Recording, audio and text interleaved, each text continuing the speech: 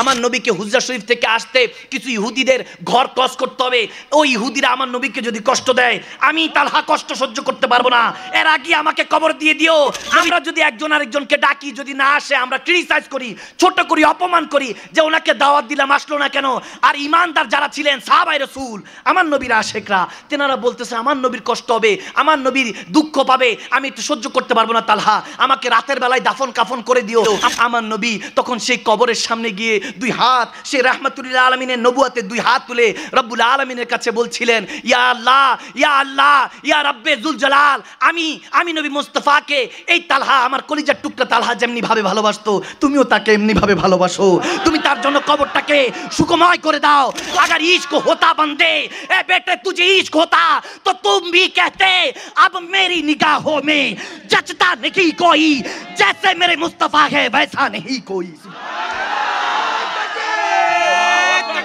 একটা হাদিস হঠাৎ মনে পড়ল, বারা বিন মালিক কিংবা তালহা বিন বারা রাদিয়াল্লাহু তাআলা, আমার নবীর ছোট্ট যুবক সাহাবা। মাজমাউল জাওয়াদ কিতাবের মধ্যে এটা উদ্ধৃত আছে। ইমাম হেতাম আলাইহি রাহমা এই হাদিসটা বর্ণনা করেছে। তালহা বিন বারা রাদিয়াল্লাহু তাআলা এর যুবক সাহাবার কথা বলছি। বয়স কত? 18, 19, 20 এরকম একটা যুবক সাহাবা, যার প্রশংসা আমার দয়াল নবী সব সময় করত। এই যুবক, আপনাদের উদ্দেশ্যে বলছি, আমরা সবাই মিলে সাল্লু আলাইহি ওয়া সাল্লিমু তাসলিমা নবীর প্রশংসা করি আল্লাহর হুকুমে। কারণ ইয়া আইয়ুহাল্লাযিনা আমানু, আমার আল্লাহ হুকুম দিছে যদি ঈমানদার হও নবীর উপর দুরূদ পড়ো, সালামও পড়ো, তাসলিমা সবচেয়ে সর্বোচ্চ সম্মান দিয়ে। সুবহানাল্লাহ। এখন আল্লাহ তেনার মালাইকা ফেরেশতা নিয়ে আমার নবীর উপর সালাতু সালাম পড়ছেন, সম্মান দিচ্ছেন, ভালোবাসা। আমাদেরকেও বলছেন মুমিন যদি হই, ওই যে আমি শুরুতে বলেছি ইয়া আইয়ুহাল্লাযিনা আমানু আমিনু, যদি ঈমানদার হতে হয়, মুমিন হতে হয়, মুমিনদেরকে আল্লাহ বলতেছেন হে মুমিনরা ঈমানদার হও, অর্থাৎ বেশি বেশি করে আমার নবীকে ভালোবাসো। সুবহানাল্লাহ। এখন সাহাবায়ে রাসূলদের থেকে তো বেশি আমার নবীকে কেউ ভালোবাসতো না। তালহা বিন বারা এই যুবক সবসময় আমার নবী মসজিদে নববীতে ঢুকলেই জুতা মোবারকটা নিয়ে বুকের মধ্যে লাগিয়ে রাখতো, নালাইনে পা বুকের মধ্যে লাগিয়ে রাখতো। আমার নবী যখনই বের হতো তারপরে ওটা চপ্পলটা, নালাইন পাকটা, জুতাটা সামনে এগিয়ে দিত, আমার নবী পড়ে নিতেন। এখন নবীজি সবসময় সাহাবায়ে রাসূলদের কাছে প্রশংসা করতেন। এখন সাহাবারা অনেকে বলতো যে যুবক, কেউ কেউ হাদিস এসেছে যে 14 বছরের যুবক কিংবা 12 বছরের যুবক, ছোট্ট বাচ্চা। এখন এতটুকু বাচ্চা আর কি বুঝে? আমার নবী যখন সাহাবাদের কাছে প্রশংসা করত, সাহাবারা বলতো ইয়া রাসূলুল্লাহ সে আর কি বুঝে? এখন ছোট্ট বাচ্চাকে আমরা যদি বলি এটা নাও ওটা অমুকের কাছে দিয়ে আসো, দিয়ে আসবে, নয়তোবা যদি বলি অমুককে ডেকে আনো, ডেকে পাঠাবে। এর চেয়ে বেশি তো ছোট বাচ্চা আর কিছু করতে পারবে না, এর বেশি কোনো ক্ষমতাও নেই, বুঝ নেই। কিন্তু সে বাচ্চাটা যে এত কিছু করে, আমার নবী বলে আমাকে খুব ভালোবাসে। সাহাবায়ে রাসূলরা বলতেন ইয়া রাসূলুল্লাহ কি ভালোবাসে? একদিন আমার নবী ওই বাচ্চাকে পরীক্ষা নিলেন সাহাবাদের সামনে। হঠাৎ করে বললেন তালহা বিন বারা রাদিয়াল্লাহু তাআলা, তিনি হঠাৎ করে আমার নবীর কাছে এসে আমার নবীকে জড়িয়ে ধরলেন। সুবহানাল্লাহ। জড়িয়ে ধরলে ওই যে বাচ্চারা একটু আবদার করেন এভাবে নবীকে জড়িয়ে ধরে বলতেছে ইয়া রাসূলুল্লাহ কিছু একটা আমল দেন, আমি আমল করব। সুবহানাল্লাহ বলেন না? সুবহানাল্লাহ। যুবক হারিয়ে যান, মনে করেন সেই নবীকে আপনি হয়তোবা জড়িয়ে ধরেছেন। হারিয়ে যান, সেই 1450 বছর পূর্বে হারিয়ে যা, থেকে কি লাভ নেই? তো এই দুনিয়া আপনাকে শুধু কষ্ট দিবে, আর মদিনাওয়ালা তো আপনার জন্য শান্তি রেখেছে, জান্নাত। ঠিক না? ঠিক না? জড়িয়ে ধরে বলছি ইয়া রাসূলুল্লাহ কোন আমল দেন। নবীজি মুচকি হেসে বলতেছে আমল তো দিব, কিন্তু কঠিন আমল করতে পারবা? বলে তালহা বলছেন ইয়া রাসূলুল্লাহ করতে পারবো। যখন আমলটা দিল সব সাহাবারা অবাক হয়ে গেল। আমল দিছে যে যাও তালহা, যদি আমি নবীকে ভালোবেসে থাকো আল্লাহর সন্তুষ্টির জন্য, যাও তোমার বাবার গর্দানটা উড়িয়ে দিয়ে আসো। এখন নবীজি হুকুম দিছে, পালন করতে হবে কি হবে না? হবে। কঠিন হুকুমটা, কিন্তু কঠিন। এখন এই জামানায় যদি নবীজি এই হুকুম দিত, আপনি আমি পারতাম না, কিন্তু ঈমান দুর্বল আমাদের, আমরা পারতাম না। দেখেন সে ছোট্ট বাচ্চার ঈমান, দেখেন ওই ছোট্ট বাচ্চা এই কথা শোনার সাথে নবীজিকে ছেড়ে আমল পেয়েছে নবী থেকে, উৎফুল্ল খুশি, দৌড়ায় গিয়ে হযরত শেরখুদা আলী ছিলেন, তেনার থেকে তলোয়ার নিয়ে দৌড়ায় যাচ্ছে যে বাবার গর্দান উড়িয়ে দিবে। যখন এরকম হলো আমার নবী সাহাবাদেরকে বলতেছে তাড়াতাড়ি ধরো, নয়তো সত্যি তুরাই দিবে, যাও ধরো, তালহাকে যা ধরো। সাহাবায়ে রাসূলুল্লাহ দৌড়ায় গিয়ে তাড়াতাড়ি ধরলো। তখনই সাহাবারা বলে ইয়া রাসূলুল্লাহ বুঝতে পেরেছি তালহা বড় ভালোবাসে আপনাকে। আল্লাহু আকবার। যখন এরকম হলো, এখন দেখতে দেখতে আল্লাহর কুদরতি সময় যেভাবে পাড়ি দেয় এভাবে পাড়ি দিল। কিছুদিন পরে হঠাৎ করে আমার নবীর প্রেম তার মধ্যে এমন বেড়ে গেল, আল্লাহর প্রতি ভালোবাসা এমন বেড়ে গেল, সেই প্রেম তার জান লেনা দেনা হয়ে গেল, তার অবস্থা খুব খারাপ হয়ে গেল। হাদিসে এসেছে যে, আমি সংক্ষেপে বলছি 1-2 মিনিটে, হাদিসের মধ্যে এসেছে যে অসুস্থ হয়ে বিছানায় পড়ে গেল, বিছানায় পড়ে কাতরাচ্ছে, অসুস্থ হয়ে গেল। আমার নবী মাঝে মাঝে, হাদিসে এসেছে যে আমার নবী মাঝে মাঝে 2 বেলা দেখতে যেত, নবীজি দেখতে যেত। আমার আল্লাহর প্রেমে, আমার নবী, আমি নবী মুস্তাফার প্রেমে হাবুডুবু খেয়ে আজকে এই অবস্থা। তালহাকে দেখতে যেতেন। এরকম 2-3 দিন যাওয়ার পরে অবস্থা খুব খারাপ, আমার নবীর কোলে তালহাকে তুলতেন। মাঝে মাঝে চিন্তা করি ওই কিসমত যদি আমার হতো, ওই কোল মোবারকের মধ্যে যদি আমি একটু ঘুমাতে পারতাম। চিন্তা করেন বান্দা, আমার নবী কোলের মধ্যে নিতেন। হঠাৎ করে তালহার আব্বা বাবার কানে কানে আমার নবী জানি কি বলে চলে গেলেন।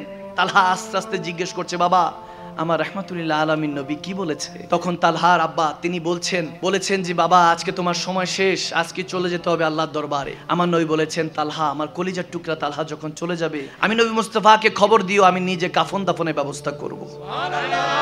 আমি নিজে নবী মুস্তাফা জানাজা পড়াবো। তখন তালহা চিৎকার দিয়ে বলতেছেন, বাবা না না, এই কাজ করো না, আমি যখন মারা যাব মুমিনকে বেশি দেরি করতে নাই, আমার তাড়াতাড়ি রাতের বেলায় কবর দিয়ে দিও, দেরি করো না। এখন এটা যখন বলছে তখন তালহার আব্বা তিনি চিৎকার দিয়ে বলছেন, কি বলো? আমার নবী স্বয়ং বলে গেল যে তোমার জানাজা দিবে, আর তুমি বলছো যে রাতের বেলায় জানাজা দিয়ে দিতে। নবীজি কি জানাজা পড়াবে না? বলে না না, আমার নবীর হাতে আমি জানাজা পড়বো না, আমার নবী যাতে না আসে। বলে কেন? বলে আমি তালহার ঘরে আসার জন্য আমার নবীকে হুজরা শরীফ থেকে আসতে কিছু ইহুদিদের ঘর ক্রস করতে হবে। ওই ইহুদিরা আমার নবীকে যদি কষ্ট দেয়, আমি তালহা কষ্ট সহ্য করতে পারবো না, এর আগে আমাকে কবর দিয়ে দিও। নবী যদি আসে রাতের বেলা যদি অনাকাঙ্ক্ষিতভাবে আক্রমণ করে আমার নবীকে কষ্ট দেয়। দেখেন ইমানদার কি ছিল, আমরা যদি একজন আরেকজনকে ডাকি, যদি না আসে আমরা ক্রিটিসাইজ করি, ছোট করি, অপমান করি যে ওনাকে দাওয়াত দিলাম আসলো না কেন। আর ইমানদার যারা ছিলেন সাহাবায়ে রাসূল, আমার নবীর আশিকরা, তেনারা বলতেছে আমার নবীর কষ্ট হবে, আমার নবীর দুঃখ পাবে, আমি একটু সহ্য করতে পারবো না। তালহা আমাকে রাতের বেলায় দাফন কাফন করে দিও, আমার জানাজা পড়ায় আমাকে দাফন করে দিও। এই কথা অনুযায়ী সে কাজ হয়ে গেল, দাফন হয়ে গেল। তালহাকে ইন্তেকালের পরে তেনাকে কবরে দিয়ে দেওয়া হলো। যখন এরকম হলো, পরের দিন আমার নবী এই খবর শুনতে পেয়ে চোখের পানি ছেড়ে দিয়ে দৌড়াতে দৌড়াতে আসলেন। বললেন, এই তালহার আব্বাকে ডাক দিয়ে বলেন, এই বাবা তুমি আমাকে কেন ডাকলা না? আমার তালহা কলিজার টুকরা তালহাকে তুমি দাফন কাফন করে দিলা। তখন আমার নবীর কাছে বলতেছে, ইয়া রাসূলুল্লাহ আমি তো চেয়েছি, কিন্তু আমার ছেলে তো ওসিয়ত করে গিয়েছে যাতে আপনাকে না দেই। এখন ওসিয়ত তো মানতে হবে, ওসিয়ত ছিল আপনি কষ্ট পাবেন, আপনি নবী কষ্ট পাবেন, এজন্য আপনাকে যাতে কষ্ট না দেই, ইহুদি নাসারারা কষ্ট না দেয়, এজন্য আপনাকে বলতে নিষেধ করে গিয়েছিল। আমার নবী তখন সেই কবরের সামনে গিয়ে দুই হাত, সে রাহমাতুল্লিল আলামিনের নবুয়তের দুই হাত তুলে রব্বুল আলামিনের কাছে বলছিলেন, ইয়া আল্লাহ ইয়া আল্লাহ ইয়া রাব্বে যুল জালাল, আমি নবী মুস্তাফাকে এই তালহা আমার কলিজার টুকরা তালহা যেমনি ভাবে ভালোবাসতো, তুমিও তাকে এমনি ভাবে ভালোবাসো। তুমি তার জন্য কবরটাকে সুখময় করে দাও, কবরটাকে বেহেশতের বাগান বানায় দাও।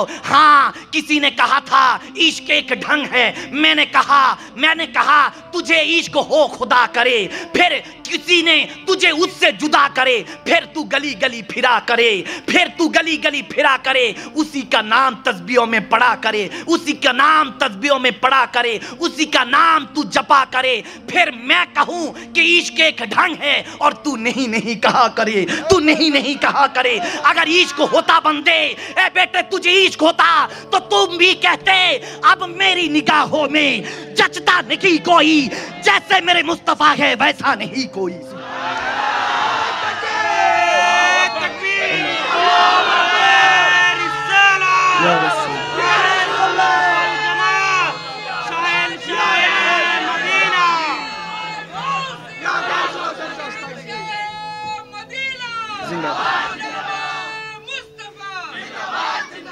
अब मेरी निगाहों में जचता नहीं कोई, अब मेरी निगाहों में ए ज़र्फ़े नज़र देख मगर देख अदब से, ये गुंबद खजरा है तमाशा नहीं कोई, नहीं कोई। सुभान अल्लाह। अर्श हक है मसनदे रिफात रसूलुल्लाह की, देखनी है हशर में इज्जत रसूलुल्लाह की। लावा रब्बिल अर्श जिसको जो मिला उनसे मिला, अरे बटती है कौनैन में नेमत रसूलुल्लाह की। वह फकीरों का गंजी का ना देने वाले, गुनाहगारों को भी आमा देने वाले, यहाँ देने वाले वहाँ देने वाले, जहाँ देने वाले जीना देने वाले, किनारे पे कश्ती लगा देने वाले, बाले से बुरे को मिटा देने वाले, मुकद्दर हमारा जगा देने वाले, कैसा देने वाले। वह फकीरों का गंजी कना देने वाले, गुनाहगारों को भी अमा देने वाले, यहाँ देने वाले, वहाँ देने वाले, जहाँ देने वाले, जीना देने वाले, किनारे पे कश्ती लगा देने वाले, भले से बुरे को मिटा देने वाले, मुकद्दर हमारा जगा देने वाले। अरे फकीर मांगने कोई चादर पे छुपा लेते हैं, मगर यहाँ फकीर खुद सहाबी बन कर आते हैं। और ना कहना नहीं आदत रसूलुल्लाह, तुझसे और जय नक्श क्या मतलब मुनाफिक दूर हो। अरे हम रसूलुल्लाह की और जन्नत रसूलुल्लाह की, बोलो हम रसूलुल्लाह की, बोलो हम रसूल, बोलो हम रसूल, बोलो हम रसूलुल्लाह की और जन्नत रसूलुल्लाह की। सूरज उल्टे पाँव पलटे, चांद इशारे से हो चाक। अरे अंधे नजदी देख ले कुदरत रसूलुल्लाह की, गंध नजदी देख ले कुदरत रसूलुल्लाह की। दंग है सब देख कर, आधा इधर आधा उधर, हो गए पल में कमर, आधा इधर आधा उधर। जब रज़ा की उठ गई तलवार तो फिर क्या हुआ, जब रज़ा की उठ गई तलवार तो फिर क्या हुआ। हो गया नजदी कसर, आधा इधर आधा उधर, हो गया नजदी कसर, आधा इधर आधा उधर। আমাকে ইসলাম পরিবর্তনের জন্য কিছু কথা বলার অনুরোধ করা হয়েছে, এজন্য বলছি। কি যুবক কষ্ট হচ্ছে? আওয়াজ দেন, কষ্ট হচ্ছে? এই সোশ্যাল মিডিয়ার জন্য কত স্বামী স্ত্রীর সম্পর্ক দুঃসম্পর্ক হয়ে যাচ্ছে, ডিভোর্সের দিকে চলে যাচ্ছে। দেখেন শতকরার মধ্যে দেখবেন অধিকাংশ বিয়ে 6 মাস হয় না, ডিভোর্স অধিকাংশ হইলে এই সোশ্যাল মিডিয়া। আওয়াজ দেন। আমি নিজে গিয়ে সাইবার ট্রাইব্যুনালে আপনাদের এখানে চট্টগ্রামে মামলা করেছি। আমার নামে যে অজস্র আইডি, ফেক আইডি খুইলা কতজনের সাথে কত প্রতারণা বিকৃত ভাবে, যেগুলো আপনাদের সামনে উপস্থাপনও করতে পারবো না। সুমা মাআযাল্লাহ, এভাবে বিকৃত ভাবে আপনি নিজেও জানবেন না, আপনার বন্ধু হতে পারে, আপনার স্বামী হতে পারে, আপনার স্ত্রী হতে পারে, আপনার সন্তান হতে পারে, আপনার পাড়া প্রতিবেশী হতে পারে, আপনার মা বাবা ভাই বোন ছাড়া, আপন রক্ত ব্লাড রিলেটেড ছাড়া যেই আসবে জীবনে, মনে রাখবেন কিছু না কিছু আপনার জন্য দুঃসংবাদ নিয়ে আসবে। ক্ষণস্থায়ী এই দুনিয়াতে চিরস্থায়ী আশা করে কোনো লাভ নেই বান্দা। চিরস্থায়ী তো হাইয়ুল কাইয়ুম অপেক্ষা করছে, চিরস্থায়ী তো রাব্বি হাবলি উম্মতি বলে মদিনাতুল মুনাওয়ারায় কাঁদছে। আপনি তো মানবেন না, আপনার ফুরসত কোথায়? কারণ আপনি তো সোশ্যাল মিডিয়াতে পড়ে আছেন। দেখেন এক আল্লাহর ওয়ালির থেকে শোনা, একজন আল্লাহওয়ালা বান্দা থেকে ওয়াকিয়াটা শোনা। যুবক ভালো মতো শুনেন। এক ধোবি রাজকুমারী প্রেমে পড়লো, প্রিন্সেস রাজকুমারী প্রেমে যখন পড়লো, ওই ধোবি করতো কি, রাজকুমারীর ড্রেস দেখতো। এখন দামি দামি ড্রেস দেখে প্রেমে পড়ে গেল, আসক্ত হয়ে গেল যে রাজকুমারী দেখতে জানি কত সুন্দর। ধোবি একটা চিঠি লিখলো রাজকুমারীর কাছে, প্রিন্সেসের কাছে। প্রিন্সেস ওই ধোবির চিঠিটা দেখে, চিঠির লেখনীটা এত সুন্দর ছিল, পড়ে ওই ধোবির প্রেমে পড়ে গেল। এখন যেহেতু ধোবির প্রেমে পড়েছে, সে কাপড় ধোয়। আপনাদেরকে এখানে কি বলে, এটা কি ধোবি বলে না? ওই যে কাপড় পরিষ্কার করে, আয়রন করে, তাদেরকে তো ধোবি, লন্ড্রিওয়ালা বলে আর কি, লন্ড্রিওয়ালা বা ধোবি। ওই জামানায় তো ধোবি ছিল, ধোবি ছিল, পরিষ্কার করে দিত কাপড় চোপড়। এখন যুবক এই কথাটা শুনে যান, ওয়াকিয়াটা শুনে যান, মনটা পরিবর্তন হয়ে যাবে। একটা বান্দা সাধারণ থেকে একটা বান্দা কিভাবে আল্লাহওয়ালা হয়ে যায় দেখেন। এখন ওই ধোবি যখন চিঠি লিখলো, তখন প্রিন্সেস পড়ে দেখতেছে অনেক রোমান্টিক ওয়েতে, শায়রি ভাবে কিভাবে অনেক কিছু লিখে, কবিতা লিখে পাঠিয়েছে। এখন ওই রাজকুমারী মনের মধ্যে, ওই ধোবি ছেলেটা, যুবকের জন্য প্রেম পয়দা হয়ে গেল অন্তরের মধ্যে। মনে মনে চাইলো ওই ছেলেটাকে যদি আমি বিয়ে করতে পারতাম। এখন যখন সম্ভব না, কারণ কোথায় রাজকুমারী আর কোথায় সে ধোবি, সে হলো দিন মজুর, আর তার তো কোনো কিছু রাজকুমারীর তো প্রয়োজনই হয় না, প্রয়োজন হওয়ার আগেই হাজির হয়ে যায়, ঠিক কিনা? এখন যখন চিন্তা করছে, রাজকুমারী চিঠি লিখলো, বলে যে দেখো তোমার আমার প্রেম কখনো সম্ভব, কখনই সম্ভব, এই রিলেশনশিপ কখনো টিকবে না। তবে একটা ওয়ে আছে, একটা ওয়ে আছে, সেটা হলো আমার বাবা সবসময় আল্লাহ ওয়ালাদের সঙ্গ জ্ঞাপন করে, সবসময় আল্লাহ ওয়ালাদের কাছে যায়, দেখা করতে যায়, সোহবত নিতে যায়, দোয়া নিতে যায়। এক কাজ করো, তুমি দ্বীনি জ্ঞান, কোরআন সুন্নাহর জ্ঞান অর্জন করো, আল্লাহ ওয়ালা হয়ে যাও। তোমার সাথে তখন দেখা করতে আমার বাবা আসবে, তার সাথে আমি আসবো। তখন যদি বাবার কাছে বলি আল্লাহওয়ালাকে আমি বিয়ে করতে চাই, তখন বাবা রাজিও হতে পারে। সুবহানাল্লাহ বলে। ছেলেটা চিন্তা করলো, খুব ইন্টারেস্টিং ফ্যাক্ট, খুব ভালো একটা জিনিস। ছেলেটা কথাটা অ্যাডপ্ট করলো, চিন্তা করলো যে আমি করতে পারি। সে চলে গেল, আস্তে আস্তে একজন শেখে তরিকাতের শরণাপন্ন হলো। ওই জামানার আল্লাহর ওলি শরণাপন্ন হলো, যেটা আল্লাহ কোরআনে পাকে বলেছেন ওয়াকুনু মা সাদিকিন, সৎসঙ্গ জ্ঞাপন করো, কারণ সৎসঙ্গ স্বর্গবাস, অসৎসঙ্গ সর্বনাশ। যখন সৎসঙ্গ জ্ঞাপন করছে ওই যুবক, 18-20 বছরের যুবক, যখন সৎসঙ্গ জ্ঞাপন করছে, আল্লাহ ওয়ালার সাথে থাকছে, ওই আল্লাহ ওয়ালা নামাজ শিখালো, রোজা শিখাচ্ছে, হজ জাকাত শিখাচ্ছে, ইবাদত বান্দেগি শিখাচ্ছে, নবীর সাথে কেমনে ভালোবাসতে হবে, নবীকে কেমনে স্বপ্নে দেখতে হবে শিখাচ্ছে। সুবহানাল্লাহ বলেন। এখন যখন আস্তে আস্তে দিলকে মুনাওয়ার করছে, এখন দিলের দুনিয়াটা আবাদ করছে। দুনিয়া এতদিন নারী বাড়ি গাড়ি নিয়ে ব্যস্ত ছিল, সমস্ত দুনিয়াদারি বিচরে ব্যস্ত ছিল, দুনিয়ার আয়েশাত খায়েশাত এবং ইজ্জত সম্মান এসব নিয়ে চিন্তা করত। ওই দুনিয়াদার ছেলেকে আস্তে আস্তে আল্লাহ ওয়ালা তার দিলের থেকে দুনিয়াদার বিষয়টা শেষ করে দিল। রব্বানা আতিনা ফিদ দুনিয়া হাসানা, দুনিয়াটা সুন্দর করে দিল, অফিল আখিরাতে হাসানা, এখন আখিরাতটা আল্লাহ সুন্দর করে দিল। এখন যখন যুবক সেই ভালোবাসার মধ্যে, সেই মেয়ের ভালোবাসা, রাজকুমারী ভালোবাসা পাওয়ার জন্য আল্লাহ ওয়ালার সঙ্গ জ্ঞাপন করলো, ওই মেয়ের পরামর্শেই গিয়েছিল। কিন্তু আস্তে আস্তে যখন দুনিয়ার ভালোবাসা কাট হয়ে গেল, কাট আপ হয়ে গেল, তখন আখিরাতের ভালোবাসা তার মধ্যে ঢুকে গেল। আখিরাতের নেহরে হায়াত, জান্নাতের নিয়ামত, হুর গিলমানের ভালোবাসা, আল্লাহর যে জান্নাতের নিয়ামত রেখেছেন সেটার ভালোবাসা ঢুকে গেল।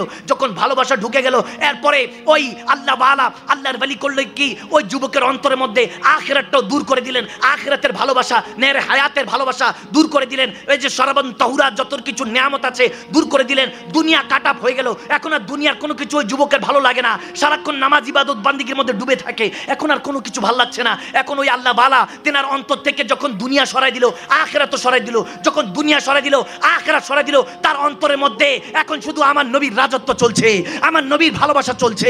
যখন নবীর ভালোবাসা চলছে, এই অবস্থার মধ্যে সে আল্লাহ ওয়ালা হতে হতে এখন সে পরেজগার দিনদার হয়ে গেল, সারা বিশ্বের মধ্যে এখন তার পরিচিতি লাভ হলো। যখন নবীর প্রেমে আসক্ত হলো, এখন দুনিয়া তার প্রেমে আসক্ত হতে চায়। ওই বাদশা তখন দোয়া নেওয়ার জন্য ওই যুবকের কাছে দৌড়ায় গেলেন। এখন সাথে সাথে রাজকুমারী গেলেন, রাজকুমারী দেখা করতে চায়, রাজাও দেখা করতে চায়, বাদশাও দেখা করতে চায়, কিন্তু ওই যুবক এখন আর দেখা করতে চায় না। যুবকেরা এই দুনিয়াদারি ভালো লাগে না, এখন সেই এই দুনিয়াদারি বুঝে গিয়েছে যে ক্ষণস্থায়ী দুনিয়া আমাকে কবর পর্যন্ত এগিয়ে দিয়ে এসে ওখানে মাটি চাপা দিয়ে আমাকে চিরস্থায়ী বিদায় দিয়ে দিবে।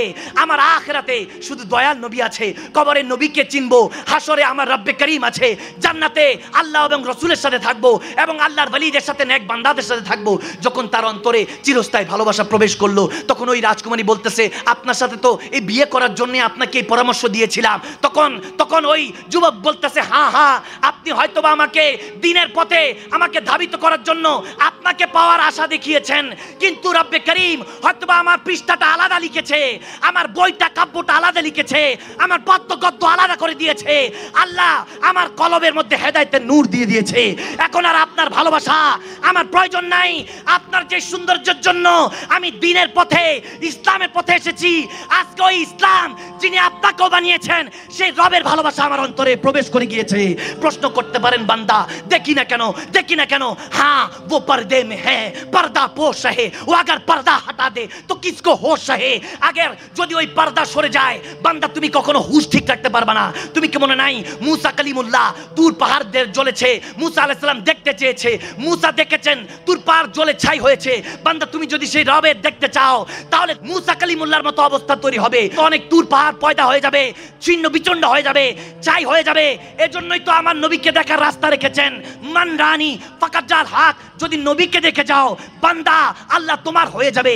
মাল্লাহুল মাওলা ফালাহুল কুল্লু। যখন আল্লাহ তোমার হয়ে যাবে, সারা দুনিয়া তোমার গোলাম হয়ে যাবে। সুবহানাল্লাহ, আল্লাহু আকবার। ইয়া রাসূলুল্লাহ, ইয়া গাউসুল আজম দস্তগীর জিন্দাবাদ, জিন্দাবাদ। আমি এই জন্য বলি, দেখেন যুবক, কিচ্ছু টেনশন করতে হবে না। আপনাকে কেউ বুঝতেছে না, আপনার টেনশন লাগছে, আপনার পরীক্ষা কিভাবে রেজাল্ট করবেন, যাকে ভালোবাসেন তাকে ভালোবাসার কথাটা কিভাবে বলবেন, মা বাবা আপনার মনের কথা বুঝে না, আপনার ফ্রেন্ডসরা আপনাকে নিয়ে ক্রিটিসাইজ করে, ছোট করে, আপনার এলাকার মানুষ আপনাকে ছোট করে, কিচ্ছু লাগবে না। আপনি মনে রাখবেন শুধু একটা কথা, জাস্ট ওয়ান সেন্টেন্স। বিষয়টা কি আমি যদি বলি, খুব গভীরভাবে দেখবেন। শক্ত আলু যখন গরম পাত্রে গরম পানির মধ্যে রাখেন, সেটা যখন নরম হয়ে যায়, আর নরম ডিমটা যখন ওই গরম পাত্রে রাখেন, যিনি শক্ত করে দেয় তিনি আপনার মনের খবর সবই জানে, ঠিক কিনা? আওয়াজ না ঠিক না? তিনি আপনার প্রয়োজনীয় অপ্রয়োজনীয় সমস্ত কিছুর ব্যবস্থা করে দিয়েছেন বান্দা। কিচ্ছুর প্রয়োজন নেই। কে আপনার ইজ্জত করলো, কে বেইজ্জতি করলো দেখার প্রয়োজন নেই। আপনার কে সম্মান করে আপনাকে টাকা পয়সা দিল, কে টাকা পয়সা লুণ্ঠন করিল দেখার প্রয়োজন। যে আপনাকে হারিয়ে দিল বুঝতে পারবেন সে নিজেই হেরে গিয়েছে। যে বলে যে না অনেক চালাক, সে অমুক টাকা মেরে রেখেছে অমুকের, বুঝবেন যে সে চালাক না, সে হলো গর্ধ। কারণ সে বিশ্বাসঘাতকতা করেছে, অন্যের সম্মানটা বিশ্বাসটা সে নষ্ট করেছে, যেটা কখনো আর সে ফিরে পাবে